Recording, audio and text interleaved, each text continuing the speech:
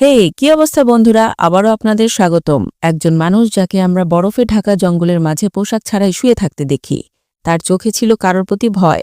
হয়তো এ কারণেই সে নিজেকে এই হাড় কাঁপানো ঠান্ডার মধ্যে লুকিয়ে রেখেছিল। তবে এই জায়গায় শুধু সে একাই নয়, বরং আরও দুজন মানুষ আছে যারা আসলে ছোট বাচ্চা। জি না, জিমি এবং তার বোন নয়না দুজনই জঙ্গলের মাঝখানে একটি বাংলোতে থাকে। তাদের কাছে প্রয়োজনীয় সব সুযোগ সুবিধা আছে, যার ফলে তাদের কোনো ধরনের সমস্যা বা অসুবিধা মানা। কিন্তু তাদের বাবা মা কোথায়? এই প্রশ্নটি আপনাকে পুরো গল্প জুড়ে ভাবাতে থাকবে। তবে ঘাবড়াবেন না, শেষে গিয়ে আপনারা এর উত্তর অবশ্যই পাবেন। তো এখন আসা যাক জিমির কথায়, যে তার বোনের খুব ভালো খেয়াল রাখে। একদিন যখন তারা দুজন বাইরে খেলছিল, তখন তাদের কাছে এক অপরিচিত লোক এলো। সে তাদের এভাবে একা বাইরে দেখে সরাসরি জিজ্ঞেস করল তাদের বাবা মা কোথায়। কিন্তু জিমি চুপ রইল। তার তরফ থেকে কোনো উত্তর এলো না। সবকিছু আবার স্বাভাবিক হয়ে গেল। দুজনেই নিজেদের মধ্যে খেলতে লাগল।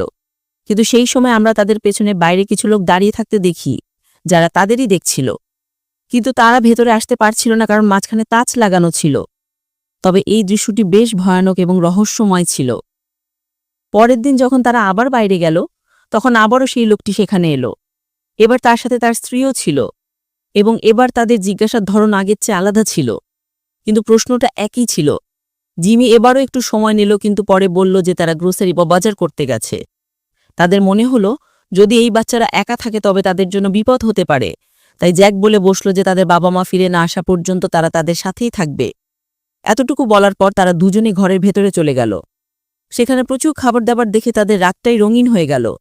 মনে হলো ক্লারার এই ঘরটি খুব বেশি পছন্দ হয়েছে।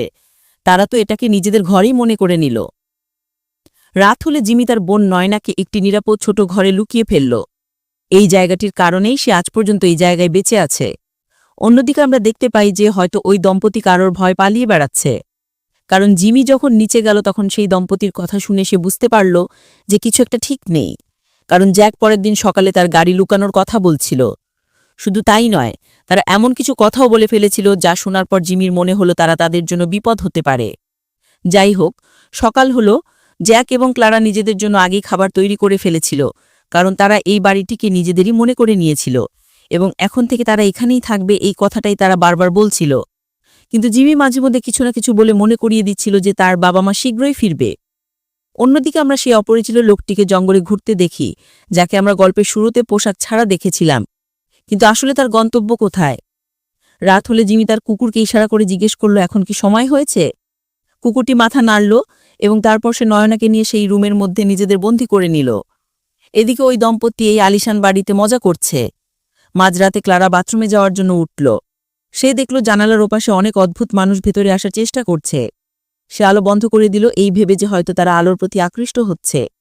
কিন্তু আজকের রাতটিই ছিল এই দম্পতির শেষ রাত, কারণ বাড়ির গেট খোলা ছিল, যার মাধ্যমে তারা সবাই ভিতরে ঢুকে পড়ল এবং চিরতরে এই দম্পতির গল্পের ইতি টানল। আসলে বন্ধুরা, পৃথিবী আর আগের মতো নেই। এক বিশেষ ধরনের ভাইরাস সারা বিশ্বে ছড়িয়ে পড়েছে, যা থেকে বাঁচার জন্য মানুষ বিভিন্ন উপায় অবলম্বন করেছে, কিন্তু বেশি দিন নিজেদের বাঁচিয়ে রাখতে পারেনি। সকাল হলে সবকিছু আগের মতো হয়ে গেল। এই দুজনকে দেখে মনেই হচ্ছে না যে কিছু হয়েছে। এতে বোঝা যায় যে এটা কোনো প্রথমবার ঘটেনি। ইতিমধ্যে আমরা সেই অপরিচিত লোকটিকে দেখতে পাই যে হাঁটতে হাঁটতে তাদের বাংলো পর্যন্ত পৌঁছে গেছে। তখনই তার সামনে নয়না চলে এলো। এই ঠান্ডা জায়গায় এই ছোট্ট মেয়েটিকে দেখে সে একটু অবাক হলো। কিন্তু তখন একটি ডার্ট বা তীর এসে তার ঘাড়ে লাগে, যার ফলে সে সেখানেই অজ্ঞান হয়ে যায়। কিছু সময় পর যখন তার জ্ঞান ফিরল, সে দেখল তার সামনে জিমি বন্দুক তাক করে দাঁড়িয়ে আছে এবং একের পর এক প্রশ্ন করছে। তখন ওই ব্যক্তি নিজের নাম হেনরি বলল এবং জানালো সে স্পেশাল ফোর্সের সদস্য, কিন্তু নিজের হারিয়ে যাওয়া স্ত্রীকে খুঁজছে। হেনরি জিমিকে অন্যদের চেয়ে একটু আলাদা মনে করল। সে অন্যদের মতো ঘর বা খাবারের জন্য লোভী ছিল না, তার শুধু নিজের কাজের সাথে মতলব ছিল। তাই সে তাকে নিয়ে ভিতরে গেল। সেখানে সে পুরো বাড়িটি দেখে অবাক হয়ে গেল এবং তাই সেও জিজ্ঞেস করে বসল যে আসলে তাদের বাবা মা কোথায়। আজ এত বছর পর জিমি সত্যি কথা বলল। কেউ কখনো তাকে বাবা মায়ের ব্যাপারে বলেনি, কিন্তু আজ সে সত্যি কথা বলল। তার বাবা একজন বিজ্ঞানী ছিলেন, কিন্তু এক দুর্ঘটনার শিকার হন। তার মা আর্মিতে ছিলেন, যিনি কিছুদিন আগে এক মিশনে গিয়েছিলেন। এই বলে যে তিনি শীঘ্রই ফিরবেন, কিন্তু এখনও ফেরেননি। এই দুজনের বাঁচার এই অদম্য ইচ্ছা দেখে হেনরি চমকে গিয়েছিল, কিন্তু সে এখানে থাকতে চায় না। তাই সে তার বন্দুকটি ফেরত চাইল যাতে সে সামনে এগিয়ে যেতে পারে। কিন্তু জিমি তার সাথে একটি চুক্তি করল, যদি সে এই বাড়িতে আবার বিদ্যুৎ আনতে পারে তবে সে তাকে বন্দুকটি ফেরত দেবে। সে রাজি হলো এবং কাজে লেগে পড়ল। তখনই হঠাৎ জানালার কাছে সেই লোকগুলো চলে আসলো, যাদের দেখে হেনরির দৌড়ে বাইরে গেল। তাদের খুব বাজেভাবে মেরে শেষ করে দিল। যখন সে রক্তাক্ত অবস্থায় ঘরে ফিরল, জিমি তার উপর খুব রেগে চিৎকার করে বলল, তুমি তাদের কেন মেরে ফেললে? এই কাজগুলো বুলেট প্রুফ, তারা কখনোই ভেতরে আসতে পারত না। এটা জেনে হেনরিও অবাক হলো যে এই কাজটা হয়তো তার বাবার হবে। তিনি তার 2 সন্তানের জন্য এই বাড়িটিকে একটি সেফ রুমের মতো বানিয়েছিলেন, যাতে তারা একা থাকলেও এখানে বেঁচে থাকতে পারে। আসলে এই বাড়িতে বিদ্যুৎ আসে ট্রেডমিলে দৌড়ানোর মাধ্যমে। তাই হেনরি সারা রাত চেষ্টা করল যে কোনোভাবে বাড়িতে আলো ফিরিয়ে আনার, এবং এর জন্য সে এতটাই দৌড়ালো যে সকালে অজ্ঞান হয়ে গেল। এদিকে জিমি বাড়ির বাইরে এসে তার পাতা ফাঁদ চেক করতে লাগল, কারণ এটাই তাদের সুরক্ষা রেখা। যদি কেউ এটা পার করে তবে সে সোজা বাংলো পর্যন্ত চলে আসবে। ইতিমধ্যে একজন সংক্রমিত বা ইনফেক্টেড ব্যক্তি সেই জালে আটকা পড়ল, কিন্তু জিমি তার কিছুই করল না, বরং তাকে ওই অবস্থায় ওভাবেই ছেড়ে দিল। এদিকে হেনরি সেই বাড়িটির একটি ঘরে গেল, যেখানে সে জিমির মায়ের ঘরটি খুঁজে পেল।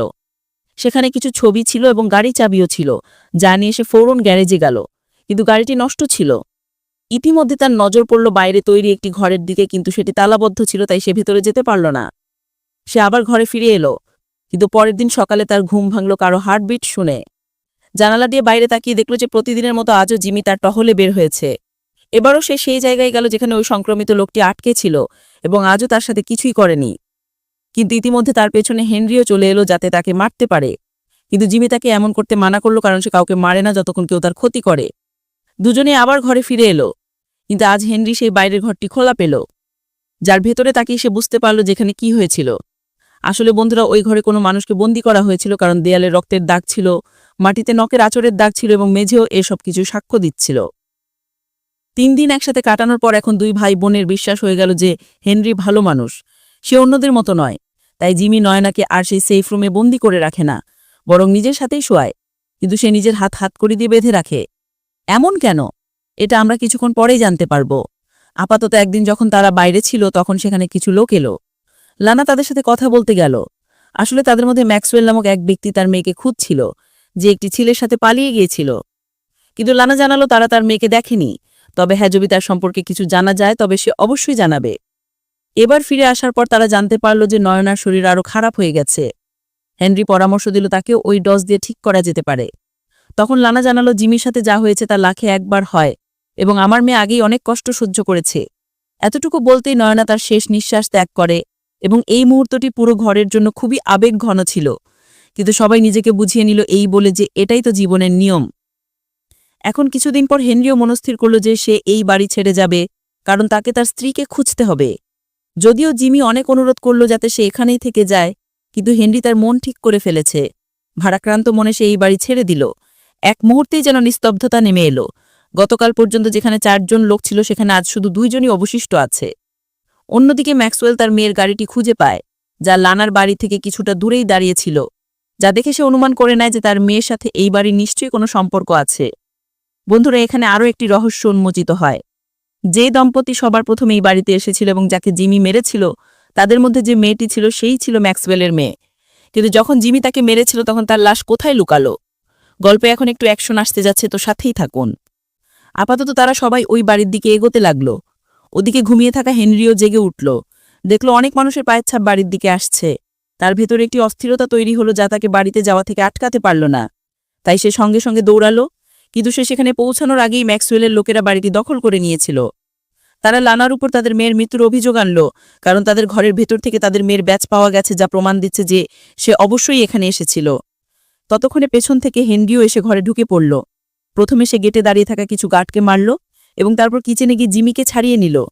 কিন্তু লানা এখনও তাদের দখলে ছিল, তাই সে অন্ধকারে দানবের মতো লুকিয়ে লুকিয়ে সবাইকে একের পর এক ধরাশায়ী করতে লাগল। কিন্তু শেষে সে তাদের ফাঁদেই ফেসে গেল। চারপাশ থেকে লোকেরা তাকে ঘিরে ফেলল। এখন সে আর বাঁচতে পারবে না। কিন্তু হেনরি জানে তার কাছে কি আছে। সে সেখানে দাঁড়িয়ে নিজের চাকু দিয়ে নিজের গলা চিরে ফেলে, এবং এটা থেকে সবার হুঁশ উড়ে গেল। এটা সে কি করল? কিন্তু সেখানে পড়ে থাকা লানা জানতো এখন কি হতে যাচ্ছে। সে চুপিচাপে সেখান থেকে জিমিকে নিয়ে গ্যারেজে চলে আসে। এদিকে ধীরে ধীরে হেনরি এখন একটি শয়তানে পরিণত হতে শুরু করেছিল। দেখতে দেখতে সেখানে দাঁড়িয়ে থাকা সব লোককে সে ছিঁড়ে খুঁড়ে খেয়ে ফেলল, এবং তার গর্জনে সেখানে থাকা বাতি সবাই তার দিকে আকৃষ্ট হতে লাগল। তারা মিলেমিশে সবাইকে নিজেদের মধ্যে ভাগ করে নিল। সকাল হলো, পুরো বাড়ি তছনছ হয়ে গেল। দেখে মনে হচ্ছে যেন এখানে পানিপথের যুদ্ধ হয়েছে, সবদিকে শুধু রক্ত আর রক্ত। কিন্তু হেনরি এখন ঠিক ছিল। সে কোণে লানার চিঠি পেল, যেখানে সে লিখেছিল যে তারা দুজনই দক্ষিণের দিকে যাচ্ছে। যদি কপালে থাকে তাহলে তাদের অবশ্যই দেখা হবে। ভাগ্যক্রমে হেনরিকে তার স্ত্রীকে খোঁজার জন্য যেদিকে যেতে হতো সেটাও দক্ষিণ দিকেই ছিল। সেখানে কি এখনো কোনো মানুষ বেঁচে আছে? হতে পারে সেখানে কোনো কলোনি আছে যা বিষয়ে সিক্রেট সার্ভিস জানে, তাই লানা সবার আগে ওদিকেই পালালো। এই প্রশ্নের উত্তর খোঁজার জন্য এখন হেনরিও সেদিকে এগিয়ে গেল এবং এই বাড়িটিকে ওই অবস্থায় রেখে দিল। আর এর সাথে এই গল্প এখানেই শেষ হলো। আপনাদের গল্পটি কেমন লাগলো আমাদের কমেন্ট করে অবশ্যই জানাবেন। দেখা হবে পরের ভিডিওতে। Thank you.